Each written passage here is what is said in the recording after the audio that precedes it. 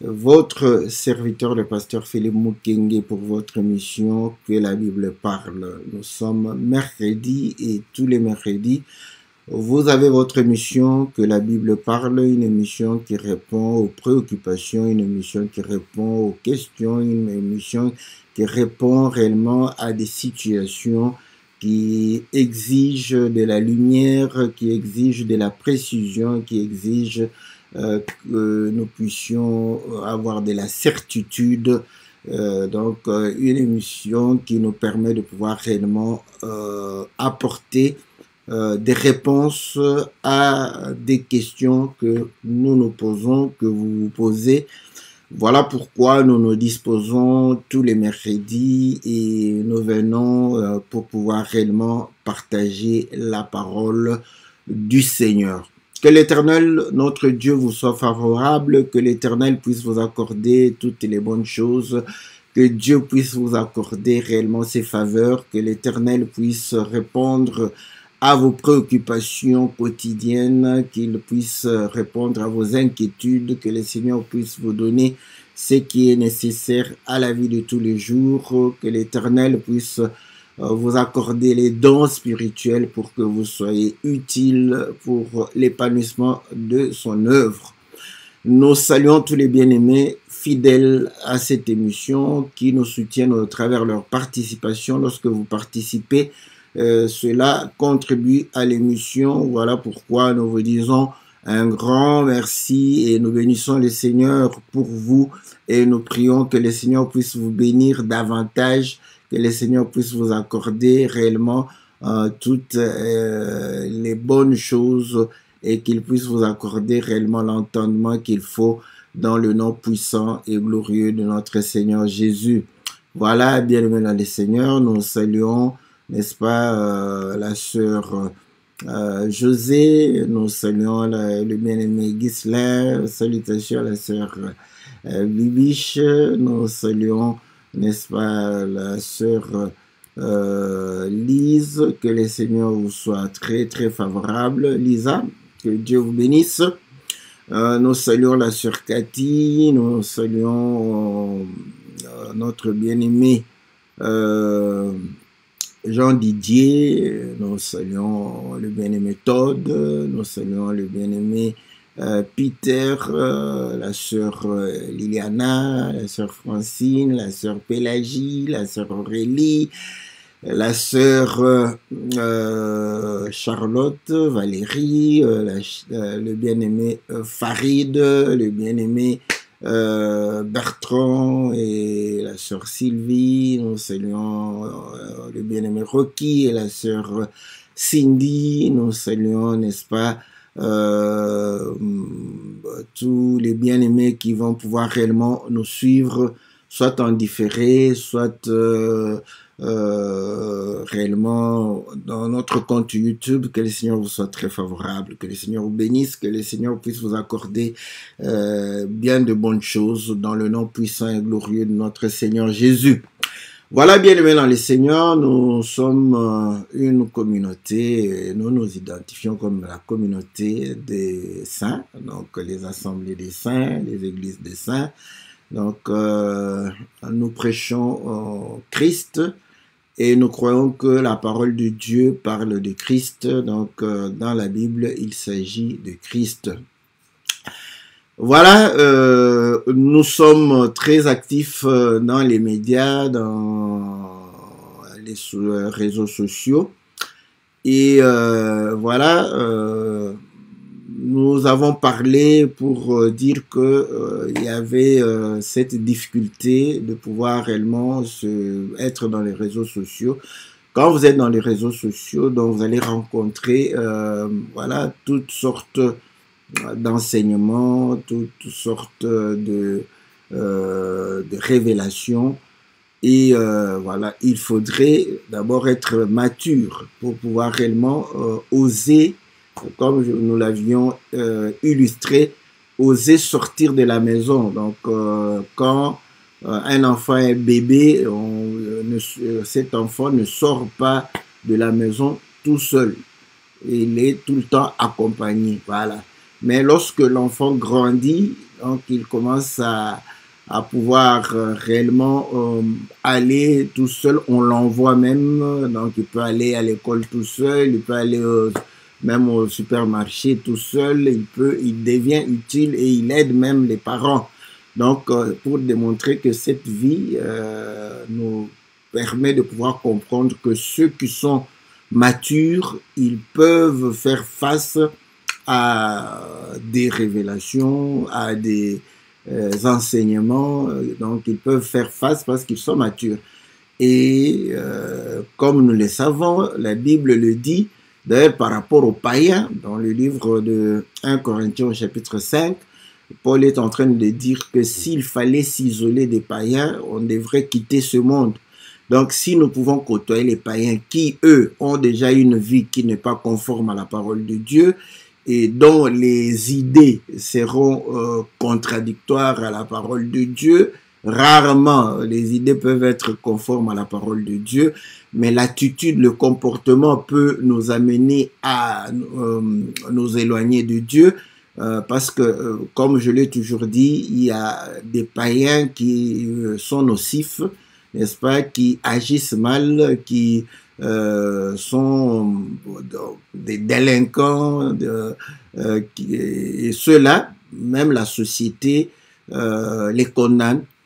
Et il y en a d'autres qui ont de bonnes mœurs, n'est-ce pas, un bon comportement, mais vous allez voir que le fait de ne pas être attaché à Dieu, cela peut vous influencer, ouais. Donc les choses de Dieu ne l'intéressent pas, donc il va peut-être vous attirer vers les choses qui n'ont rien à voir avec Dieu, et si vous n'êtes pas mature, vous pouvez être aussi influencé, quoique son comportement n'est pas nocif,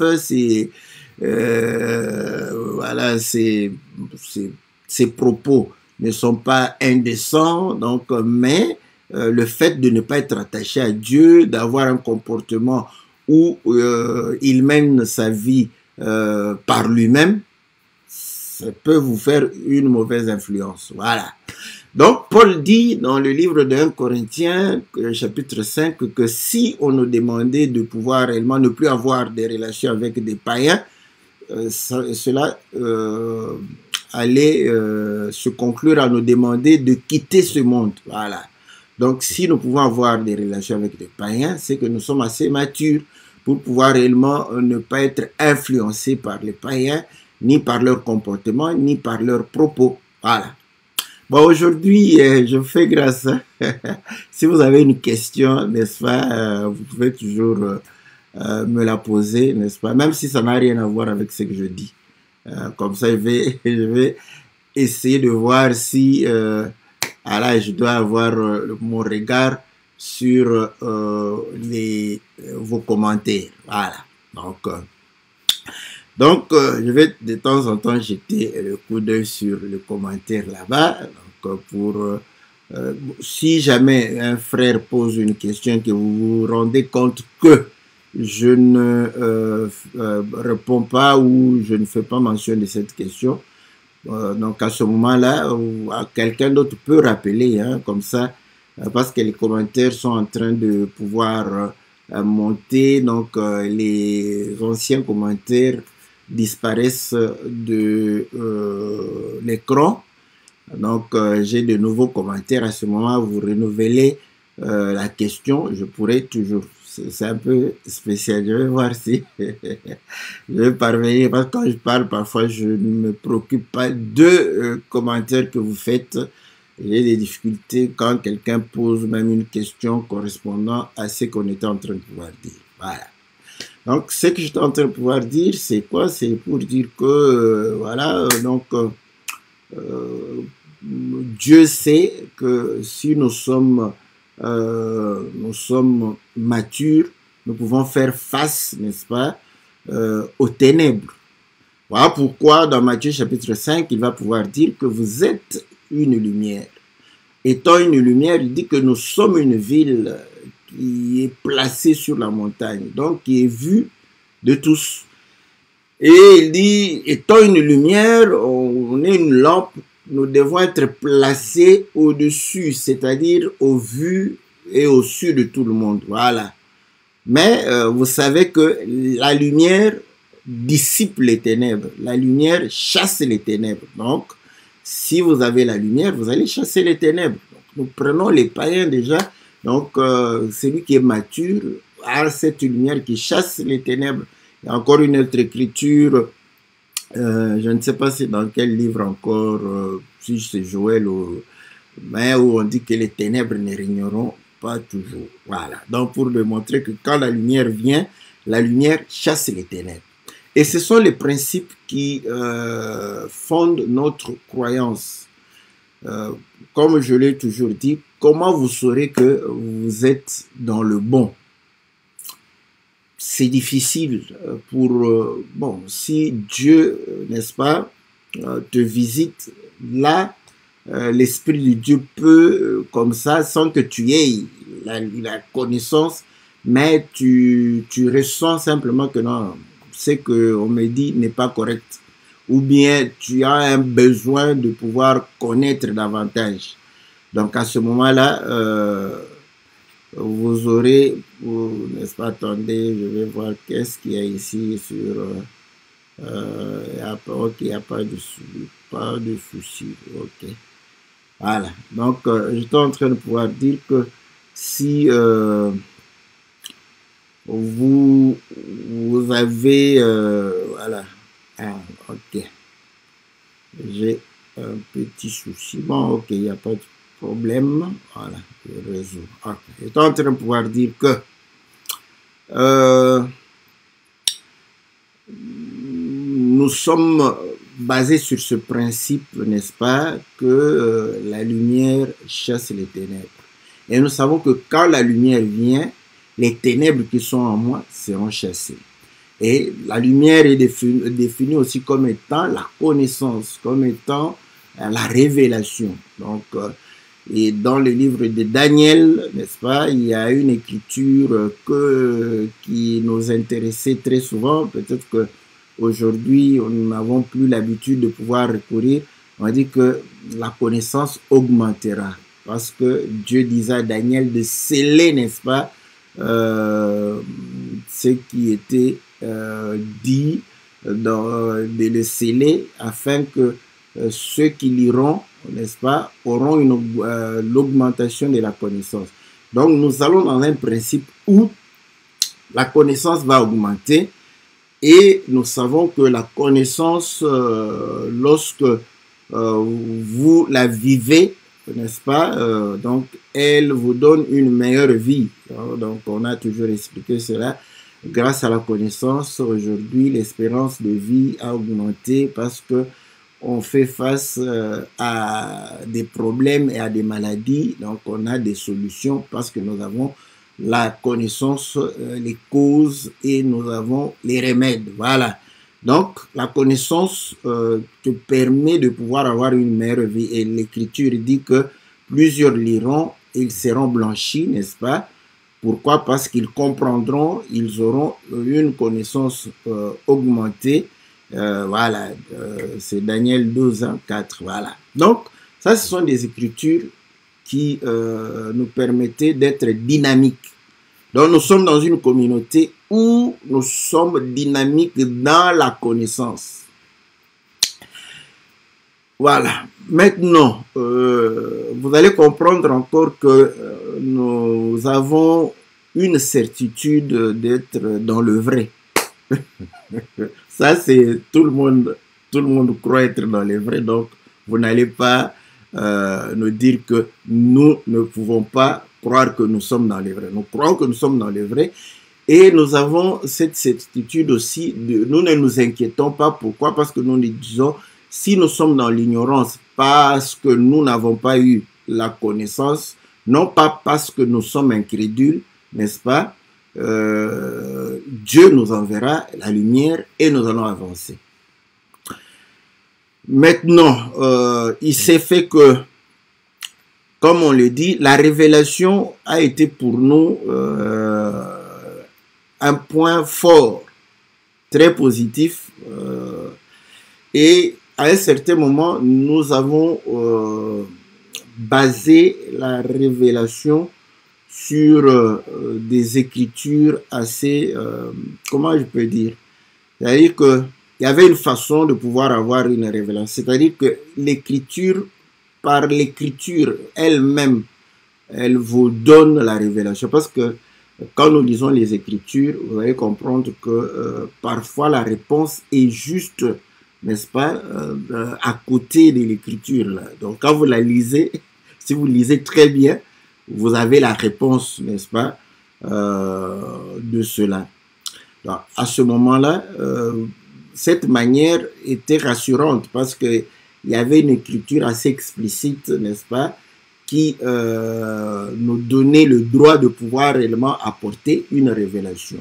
D'ailleurs, dans ce principe-là, il est écrit que les Écritures, n'est-ce pas, les Écritures sont témoins de la vérité, donc les Écritures établissent par elles-mêmes la vérité.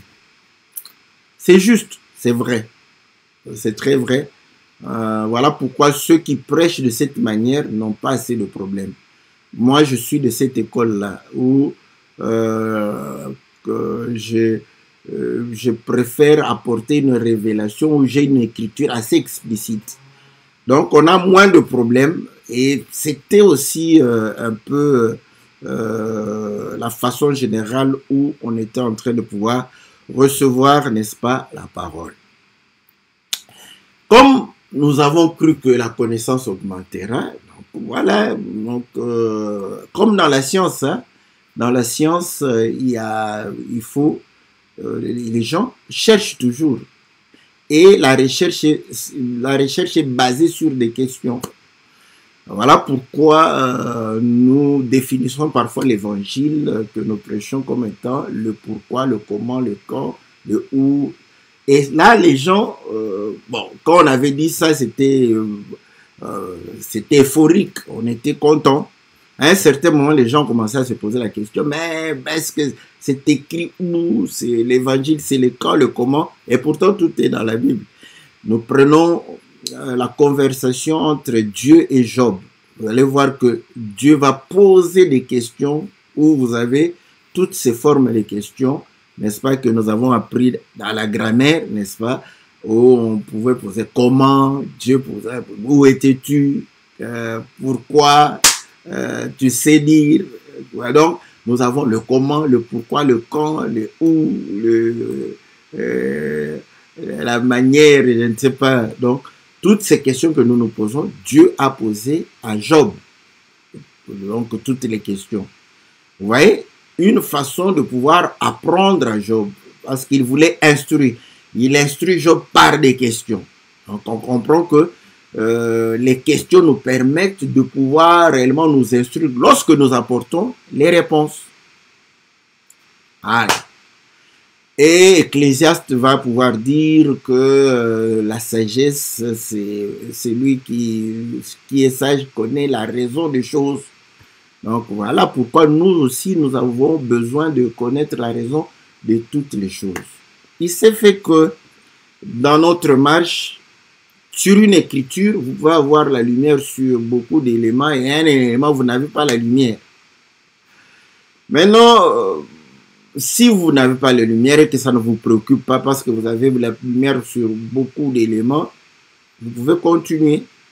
Mais quelqu'un d'autre vient et se dit, mais non, moi je veux avoir la lumière sur chaque mot. Voilà pourquoi il y a certains d'entre nous qui ont commencé à dire que nous prêchons, n'est-ce pas, la Bible mot à mot, phrase par phrase. Sommes-nous obligés tous de prêcher mot à mot, phrase par phrase? Non. Le problème pour nous, parfois, nous mettons nous-mêmes dans un carcan que personne ne nous oblige de pouvoir réellement le faire. Voilà, donc, ceux qui veulent prêcher mot à mot, phrase par phrase, c'est bien.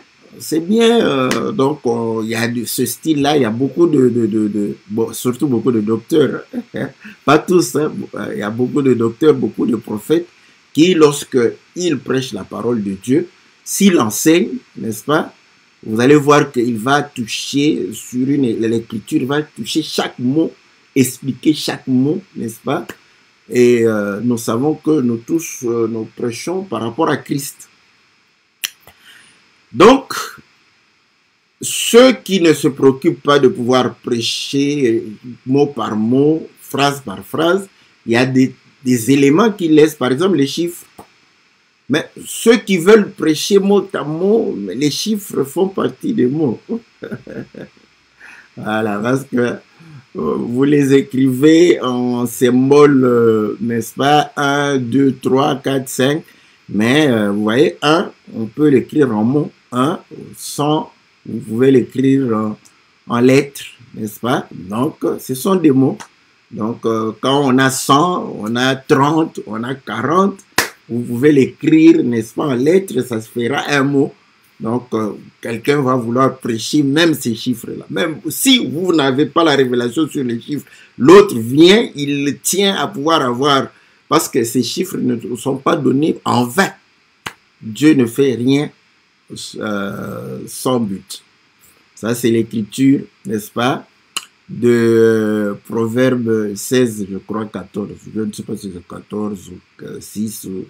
Vous voyez, donc, Dieu a fait chaque chose pour un but. Donc, ça, c'est aussi, n'est-ce pas? Donc, vous allez comprendre que chacun a voulu, mais voilà.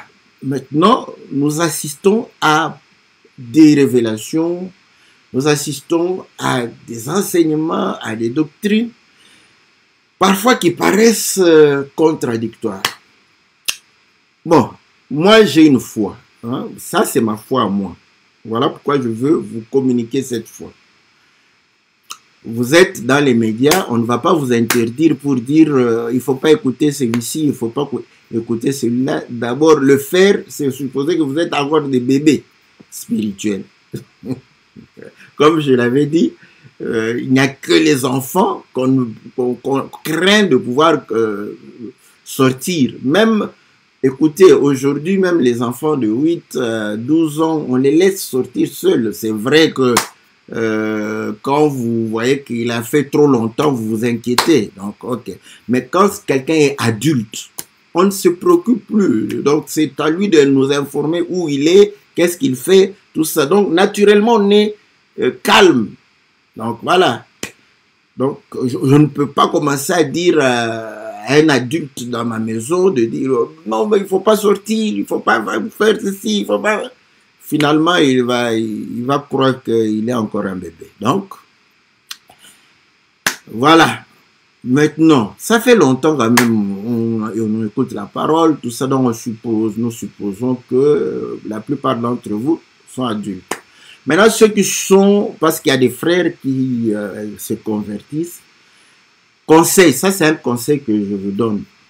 Comme un enfant, vous allez voir qu'un enfant qui est né, cet enfant va allaiter jusqu'à un certain moment. Voilà pourquoi même dans la Bible, nous avons l'allaitement et puis le sévrage. Vous voyez?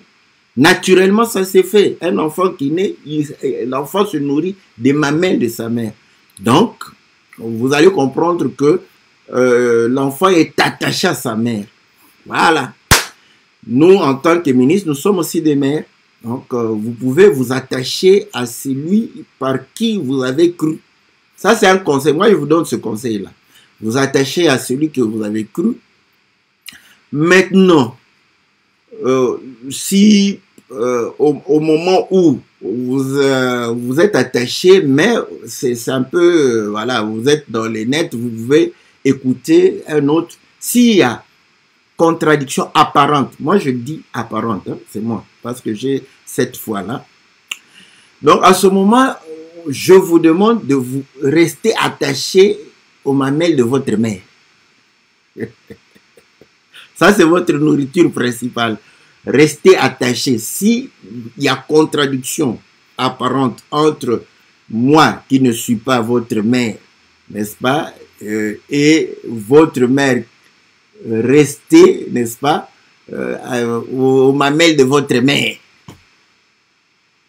pour que vous puissiez grandir. Parce que si vous voulez, à ce moment-là, vous savez que lorsque l'enfant est en train d'allaiter, l'enfant est fragile et le lait maternel est très fragile. Voilà pourquoi on conserve, c'est une nourriture qu'on n'aime pas laisser à l'air libre. Sinon, il y aura des microbes. Ouais? Donc, vous allez comprendre que si vous voulez trop, pendant que vous êtes un bébé en train d'allaiter, vous aurez des problèmes de digestion. Voilà. Mais nous sommes une communauté, vous allez reconnaître, vous allez comprendre. Et là, moi, le conseil que je vous donne, c'est de pouvoir rester attaché à votre mère. Même si moi, je crois avoir la vérité, restez attaché à votre mère. Jusqu'à ce que vous allez être sévré, donc c'est-à-dire vous aurez le discernement pour même juger ce que votre mère prépare. Parce que vous allez comprendre que quand vous êtes sévré, vous n'êtes pas au mamelles. Vous allez commencer à avoir un jugement sur ce que la maman prépare. Voilà pourquoi elle peut préparer comme ça, vous dites que c'est pas bon. Même les enfants disent, comme c'est pas bon. Mais toi, je ne sais pas pourquoi ta maman, elle, tout ce qu'elle prépare, tu dis toujours c'est bon, tout ça c'est que c'est une meilleure cuisinière. Mais dans la nature, vous allez voir que même dans la maison, même parfois ils ne disent pas. Mais vous allez constater que les enfants ne mangent pas. Vous allez dire, mais pourquoi vous ne mangez pas? Parce que c'est pas bon. Et si ils se sentent libres, ils vont dire clairement, oh, on n'a pas faim, mais je me suis tracassé pour vous préparer tout ça, j'ai perdu mon temps, je me suis brûlé les mains. Après, bah, c'est pas bon. Les enfants vont le dire, c'est pas bon. Donc, vous voyez, même naturellement, quand l'enfant commence à discerner les goûts, vous préparez comme ça, c'est pas bon. Voilà. Donc, vous voyez que naturellement, même un enfant peut comprendre que la nourriture que la maman a préparée aujourd'hui, c'est raté. Ouais, quand vous êtes sévré, à ce moment, vous pouvez avoir un bon jugement, et sur moi qui ne suis pas votre mère, et sur votre mère. Donc, vous serez un peu, voilà, juste, voilà, impartial, pour pouvoir juger correctement la bonne nourriture et une moins bonne nourriture. Voilà. Donc, ça c'est un conseil que je vous donne. De pouvoir réellement chercher à grandir d'abord. Et vous allez le sentir. Nous aussi, nous, on le sent. On comprend que vous grandissez, vous devenez mature. Voilà. Quand vous devenez mature, à ce moment-là, vous pouvez discerner. Okay. Maintenant, moi, ma foi est que nous ne pouvons pas être en contradiction avec mes frères. Mais parfois, la réalité est que non, mais vous contredisez. Mais est-ce que cette réalité, elle est simplement par rapport à nos prédications, par rapport à nos enseignements? Je dis, pas seulement. Mais quand tu lis toi-même la Bible, n'est-ce pas qu'il y a des écritures où tu as l'impression qu'il y a contradiction? Voilà pourquoi ceux qui n'ont pas voulu affronter les contradictions apparentes de la Bible, ils ne veulent pas, c'est-à-dire ils font comme les gens du monde disent l'autruche. Il arrive là-bas, il plonge sa tête dans le sable, il ne veut pas voir. Pourquoi? Parce qu'il s'est dit que voilà, bon, c'est une contradiction, mais comment justifier la contradiction? Il ne sait pas justifier la contradiction. Mais quand les Écritures paraissent contradictoires, ma foi à moi est que ces Écritures ne s'opposent pas. Donc, c'est une contradiction par rapport à ma compréhension. Mais par rapport à la parole de Dieu, ce que nous appelons la parole de Dieu, il n'y a pas contradiction, il y a peut-être complémentarité. Donc, si déjà dans les Écritures, nous avons des Écritures apparentes, des Écritures qui apparemment s'opposent, voilà pourquoi quand on fait des discussions, on amène, j'ai toujours dit ça, qu'est-ce que nous on fait? On amène une écriture. On amène une écriture contre une autre écriture. c'est pas la bonne manière de pouvoir débattre. Voilà pourquoi moi je n'amène pas une écriture contre l'écriture, parce que l'écriture, tu ne dois pas l'amener contre une écriture. L'écriture, on oppose l'écriture à une interprétation.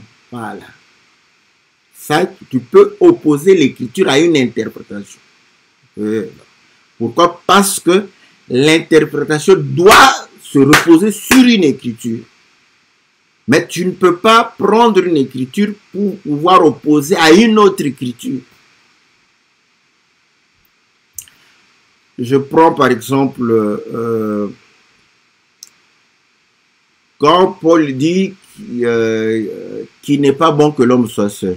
Tu prends cette écriture, tu vas opposer avec l'écriture de Genèse, où Dieu dit qu'il n'est pas bon que l'homme soit seul. Et Paul dit qu'il n'est pas bon que l'homme puisse toucher, n'est-ce pas, à une femme. Ah, Paul a dit qu'il n'est pas bon que l'homme puisse toucher à la femme. Genèse dit qu'il n'est pas bon que l'homme soit seul. Tu ne peux pas prendre cette écriture-là. Apparemment, c'est contradictoire. Vous voyez? Donc, pour l'écriture, on ne le fait pas. Tu ne prends pas cette écriture pour opposer à l'écriture de Jésus. C'est comme pour le baptême. Vous allez voir que Jésus dit, allez baptiser au nom du Père, du Fils et du Saint-Esprit. Pierre dit, recevez le baptême au nom de Jésus. Vous ne pouvez prendre cette écriture opposée à l'écriture de Jésus. Voilà pourquoi quand les gens, n'est-ce pas, qui nous posent la question pour dire que entre Jésus et Pierre sur le point du baptême, nous allons croire qui? Nous disons que nous allons croire Pierre.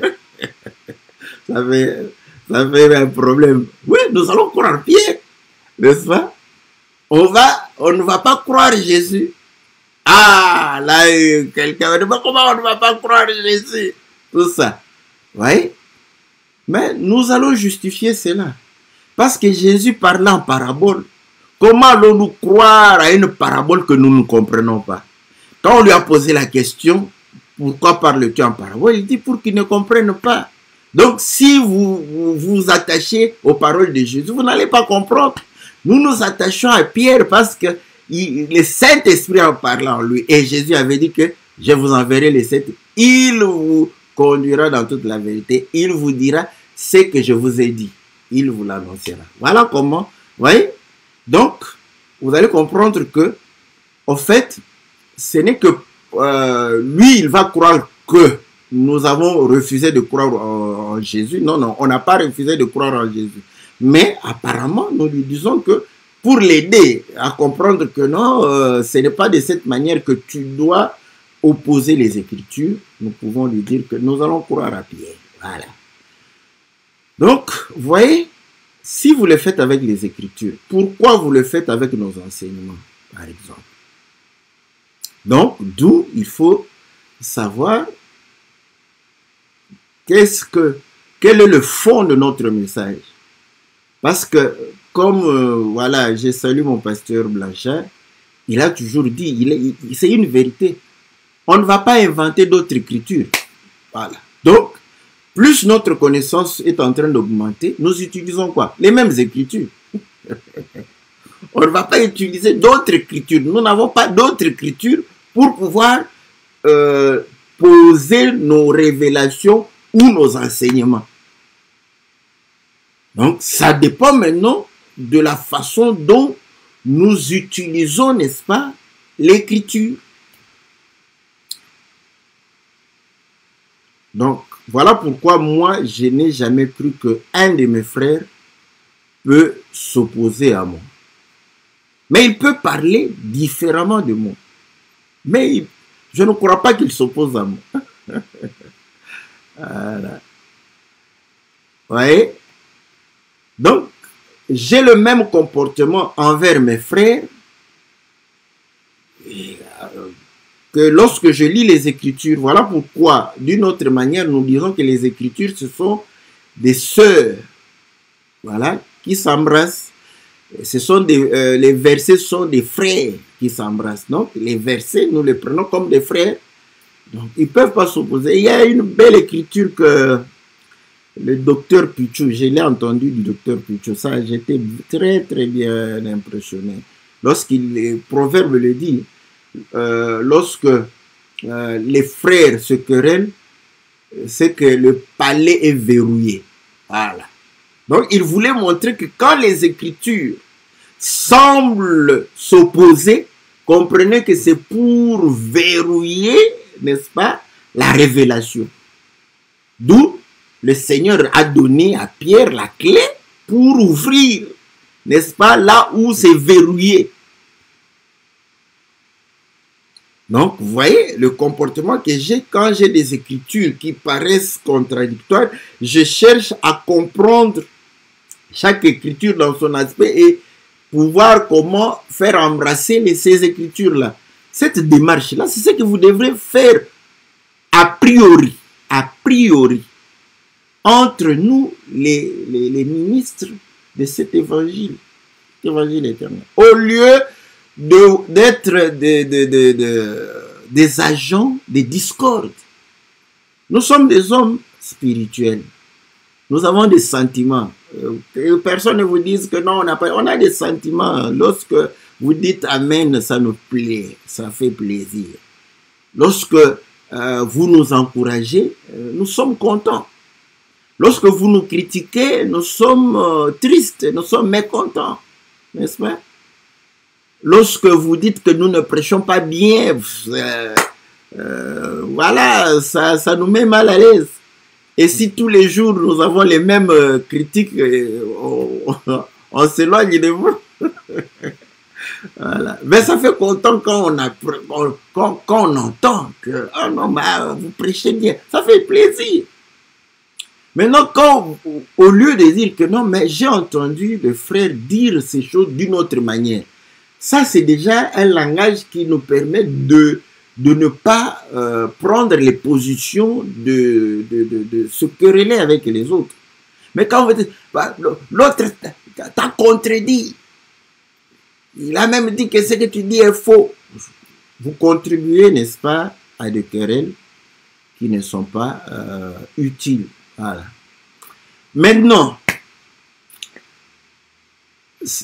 quand nous prêchons, en tout cas moi quand je prêche, je suis sûr de ce que je dis. Parce que si je ne suis pas sûr de ce que je dis, je serai hésitant.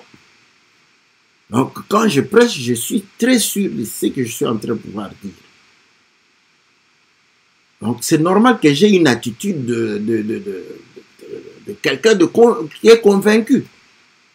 Bon, maintenant, quelqu'un qui dit la chose qui paraisse contradictoire à ce que je dis. Vous voulez qu'il ait quelle attitude? Parce que si moi j'ai l'attitude d'être sûr, lui aussi doit avoir l'attitude d'être très sûr de ce qu'il dit. Sinon, il n'allait pas dire ça. Voilà. Donc, ça c'est un conseil.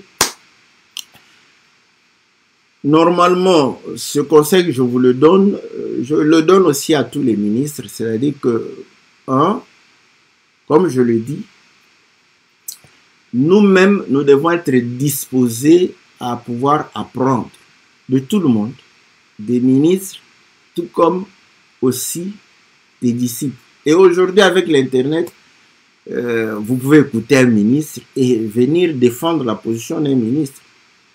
Donc, nous devons faire attention quand vous avez les frères dans votre église et vous sentez que les frères commencent à poser des questions. Moi, si je trouve que vous posez une question, des choses que je n'ai pas enseignées et que vous avez une précision, je sais que vous avez écouté un ministre. Donc, au lieu d'aller par 4 chemins, je peux vous dire, bon, vous avez écouté qui? Si vous n'avez pas écouté quelqu'un, bon, c'est possible aussi parce que moi je crois. Bon, ça peut faire partie. Vous voyez, moi je crois que un disciple peut véritablement, n'est-ce pas? Voilà, attendez. Un disciple peut véritablement aussi avoir une lumière. Je crois à cela. Par contre, il y a entre vous, serviteurs de Dieu, beaucoup de contradictions. Ouais, attendez. Oui. On ne devrait pas, qui ne devrait pas l'être. C'est que je trouve, oui, il y a beaucoup de contradictions comme je le dis, pour moi, ce sont des contradictions apparentes. Pourquoi? Parce que ça dépend de l'aspect que vous prenez. Je prends un cas, par exemple. Sur Sarah. Sarah qui, Abraham l'amène en Égypte. Ouais. Et en Égypte, on dit que on va prendre Sarah et donner à Pharaon. L'écriture est là. Maintenant, en tout cas, nulle part on a dit que nulle part c'est dit clairement comme ça que Pharaon a pris Sarah et est allé coucher avec Sarah. Ouais. Mais c'est là où je prends ça, bien-aimé Ghislain, pour que tu comprennes. Dans la suite logique, parce que c'est ça, la suite logique, quand je veux expliquer, on dit que Sarah est devenue la femme de Pharaon. Donc, quand quelqu'un pense, il dit que voilà, Sarah est devenue la femme de Pharaon. Quand vous avez une femme, qu'est-ce qui se passe? Normalement, vous couchez ensemble. Ouais. Donc, cette suite logique-là, bon, en tout cas, Sarah est devenue la femme de Pharaon, c'est que Pharaon a couché avec Sarah. Et voilà, donc après, il va remettre Sarah à Abraham. C'est logique. Quand quelqu'un réfléchit comme ça, pourquoi moi je dois dire que non, c'est pas logique, c'est logique.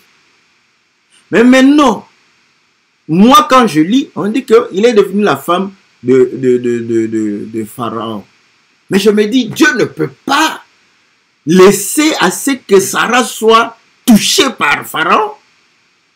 Parce que Abraham était réellement quelqu'un qui était attaché à Dieu. Dieu ne peut pas le faire. Vous voyez? Maintenant que je le dis comme ça, je dis, bah, d'ailleurs, il n'y a aucune écriture qui prouve noir sur blanc que Sarah a couché avec Pharaon. C'est une contradiction, non? Maintenant, c'est là où je dis que c'est peut-être l'orgueil qui fait qu'on va se chamailler. Vous voyez, dans cette logique-là, quelqu'un peut commencer à pouvoir expliquer. Ah oui, on comprend que quand Israël est allé en Égypte, n'est-ce pas, Pharaon a dominé sur l'Égypte. C'est comme Israël a été pris par l'Égypte. Et peut même aller parce que les abominations, tout ça, les divinités, il y a eu quand même une certaine influence aussi dans ce sens-là. Voilà pourquoi Dieu, lorsqu'Israël va sortir, Dieu va interdire à Israël les pratiques qui étaient en Égypte. Voilà, ça s'explique sur le plan de la révélation. Mais maintenant, moi quand je dis ça, je me dis, mais Pharaon n'avait pas une bicoque où dès que Sarah entre directement dans sa chambre. Non, c'était tout un palais. Qui me dit ça? Assyrus. Assyrus était dans un palais. Et nous avons vu que Esther, qui est devenue la femme, n'est-ce pas, d'Assyrus, parce que dès qu'on te prend pour te préparer afin de pouvoir aller à la rencontre d'Assyrus, tu es considéré comme la femme d'Assyrus. Personne ne peut te toucher. Vous voyez? Donc, va faire une année avant d'aller vers Assyrus. Ok. Quand elle est allée vers Assyrus, vous allez voir que quand Mardochée est venu pour pouvoir lui demander de jeûner et d'aller voir Assyrus, elle-même va dire que ça fait très longtemps que Assyrus, je n'ai pas vu Assyrus, je n'ai pas couché avec Assyrus. Donc, je prends encore Salomon qui avait 1000 femmes. Vous voyez? Quand il commence avec une première femme, la 1000e femme, vous savez combien d'années? Ça vous fait déjà plus de 3 ans. N'est-ce pas? Plus de 3 ans pour aller toucher la 1000e femme. Donc, il y avait des femmes comme ça. Peut-être que Salomon ne touchait pas, mais c'était ces femmes.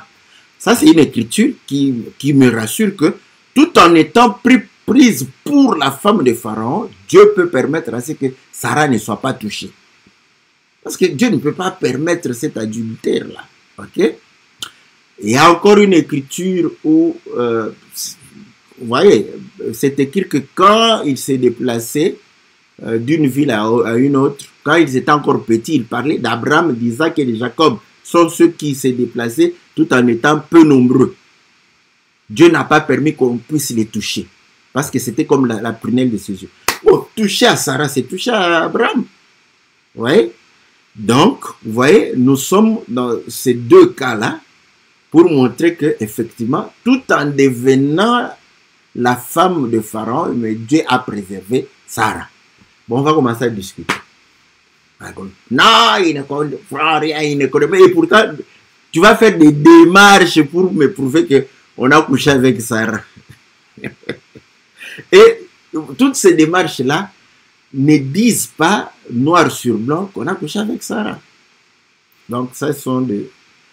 C'est pourquoi je dis, il y a une lecture révélationnelle, il y a une lecture du vécu, une lecture, n'est-ce pas, de ce qui est réellement. Je prends encore un autre cas. Jésus, à la table avec ses disciples, la Bible dit qu'il va lever les habits. Et voilà, quand il enlève les habits, conséquence, il reste nu. Voilà. Quand quelqu'un te dit comme ça, eh ben, ça peut choquer. Mais est-ce qu'il était resté nu comme un verre? Moi, je ne crois pas. Pourquoi? Parce que, on nous montre qu'il avait une tunique, il pouvait porter une robe, il portait aussi un manteau. Donc, quand on dit qu'il a enlevé les habits, on n'a pas dit qu'il a enlevé tous les habits, il est resté nu. La Bible ne dit pas qu'il est resté nu. Mais quand on va sur le plan de la révélation, pour dire que voilà, laver les pieds, purifier, le Seigneur va... C'est à la croix qu'il nous a purifiés. Là, il était tout nu. Vous voyez, quand on a cette lecture-là, on va vouloir imposer, n'est-ce pas, que voilà, il était tout nu. Bon, nous, quand nous lisons, parce que nous, les pasteurs, nous lisons ce qui est vécu. Jésus ne pouvait pas être tout nu devant ses disciples comme ça, non. Et il avait plusieurs habits. Donc, vous voyez, on comprend qu'il a enlevé ses habits. La Bible reste imprécise, mais vous ne pouvez pas, comme ça, vouloir marteler pour démontrer qu'il est resté tout nu devant ses disciples. Non. Non. Ouais. Donc, vous voyez, ça... Mais moi, je comprends que si vous restez que sur une lecture révélationnelle, donc vous pouvez considérer qu'il était nu. Voilà. Donc, voilà pourquoi je dis que face à ces apparentes contradictions, nous devrions normalement parler et voir dans quel aspect, n'est-ce pas, la personne est en train de pouvoir parler. Et à ce moment-là, on peut, comme l'attitude qu'on a pour les Écritures qui paraissent contradictoires. Ah, il a guéri deux aveugles, il a guéri un aveugle. C'est combien d'aveugles qu'il a guéri, même circonstance. Ouais. Donc, c'est ça l'attitude que nous vous demandons de pouvoir réellement tenir, n'est-ce pas? Donc, voilà. Voilà. On dit, voilà, il prie, il ôta ses vêtements. Voilà. Heureusement, vous voyez? Donc, quand quelqu'un vous démontre que non, voilà, il va ôter ses vêtements, donc il va rester nu. Ça, c'est lui qui complète. La Bible n'a pas dit qu'il est resté nu. La Bible, il a ôté ses vêtements. Donc, suite logique, quelqu'un qui ôte ses vêtements reste nu. Et maintenant, vous allez voir, n'est-ce pas, les sous-vêtements. La tunique était considérée comme sous-vêtement. Voilà. Parce que c'était le vêtement de l'intérieur. Voilà, ça ce sont des choses que nous sommes en train de pouvoir dire, n'est-ce pas? Maintenant, autre chose avant que je ne... Vous voyez la loi? La loi était divisée en deux parties. Il y avait une loi qui concernait le culte. les lois qui concernaient le culte. Et il y avait les lois qui concernaient, n'est-ce pas, la façon d'être dans la société. Vous voyez, ces deux choses-là, ça fait une grande différence aussi. Et aujourd'hui, vous allez comprendre que les enseignements qui concernent l'adoration, en tout cas, je ne crois pas qu'il y ait beaucoup trop de contradictions par rapport à cela. Donc, vous allez voir des éléments comme le baptême, comme la prédication. Donc, ça, il y a rarement... Il y a toujours, parce que c'est nous-mêmes qui avons dit que si quelqu'un a la révélation, c'est normal. Il faut que quelqu'un qui, lui, c'est un grand chercheur. Donc, il va faire comme Archimède. Eureka, il a trouvé. Nous ne devons pas le condamner parce qu'il a trouvé. Nous devons l'écouter et voir si ce qu'il a trouvé est conforme, n'est-ce pas, à la parole de Dieu. Si ce n'est pas conforme à la parole de Dieu, nous nous montrons clairement que monsieur, votre découverte sera pour une autre fois. C'est simple. Au lieu de commencer à le vilipender. Donc, vous allez comprendre que cette façon, n'est-ce pas, d'enseigner par rapport à l'adoration, par rapport à ce qui concerne l'adoration, il y a moins de contradictions. Maintenant, il y a des enseignements qui concernent le quotidien de chacun de nous. C'est là où on a beaucoup de... Nous avons beaucoup... vous allez voir que c'est là où nous avons beaucoup de divergences. Hein? Donc, voilà. Mais ça peut se régler sans pour autant se renier les uns des autres. N'est-ce pas? Donc, voilà pourquoi nous, lorsque nous prions, parce que je crois véritablement à la vérité et à la lumière. Donc, je n'ai pas besoin de vous dire que non, il ne faut pas écouter, non, non. Mais il faut avoir vraiment l'esprit de discernement pour discerner, n'est-ce pas, ce qui est juste et ce qui est... Et là, je peux vous dire que, comme on dit, examinez les prophéties, retenez ce qui est bien et rejetez ce qui est mauvais. Vous pouvez le faire comme ça. Donc, quand vous êtes assez mature, vous allez goûter. Si la nourriture ne vous plaît pas, il ne faut pas manger, c'est tout. Qui vous oblige de manger ça? Il ne faut pas manger. C'est là où vous croyez qu'il faut, vous devez tout manger. Non, vous ne devez pas tout manger. Ouais. Donc là, oh non, mais il faut tout ça. Maintenant, la vérité où? Non.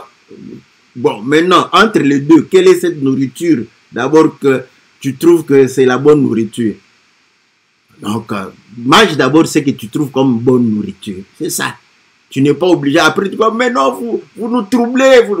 Bon, si on te trouble, c'est que toi, tu dois retourner à la maternelle. Va reprendre le lait, n'est-ce pas? Retourne à la maternelle et quand tu vas grandir, tu reviens. Voilà. Donc, voilà ce que nous disons, n'est-ce pas?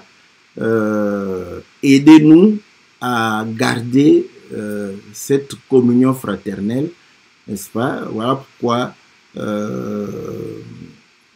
si nous tous nous avons ce sentiment-là, que voilà, les frères ne peuvent pas voilà, s'opposer, se quereller normalement.